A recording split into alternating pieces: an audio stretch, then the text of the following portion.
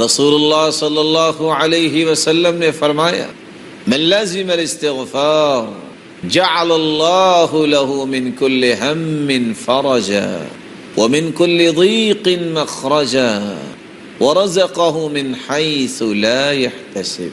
جو استغفار کو لازم پکڑتا ہے. اور دوسری روایت کے لفظ من اکثر الاستغفار، جو کثرت سے استغفار کرتا ہے اس کی بخشش تو ہوگی قیامت کے دن. اللہ انعامات سے تو نوازیں گے، لیکن دنیا میں بھی اللہ رب العزت اس کے غم کو خوشی میں تبدیل فرما دیتے ہیں اور اس کی تنگی کو آسانی بنا دیتے ہیں. اور اللہ رب العزت وہاں سے اس کو رزق عطا کرتے ہیں دنیا میں جہاں سے اس کا گمان بھی نہیں ہوتا. اور قرآن مجید میں اللہ رب العزت اس لیے فرماتے ہیں نوح علیہ السلام کی حکایت کرتے ہوئے فَقُلْتُ اسْتَغْفِرُوا رَبَّكُمْ إِنَّهُ كَانَ غَفَّارًا يُرْسِلِ السَّمَاءَ عَلَيْكُمْ مِدْرَارًا وَيُمْدِدْكُمْ بِأَمْوَالٍ وَبَنِينَ وَيَجْعَلْ لَكُمْ جَنَّاتٍ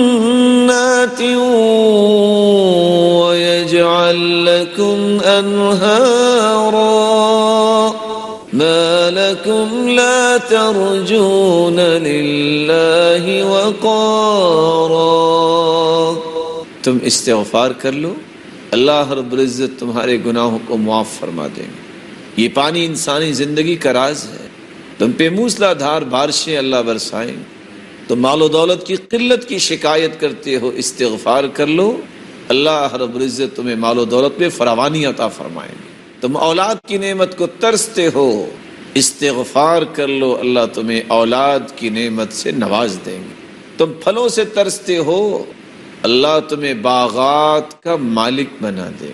تم پانی کی بوند بوند سے ترستے ہو، اللہ رب العزت تو تمہارے لیے نہریں جاری کر دے گے، نہروں کا بندوبست فرما دیں گے.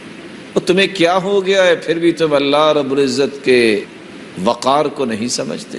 اور دوسری جگہ اللہ رب العزت فرماتے ہیں وَأَنِ اسْتَغْفِرُوا رَبَّكُمْ ثُمَّ تُوبُوا إِلَيْهِ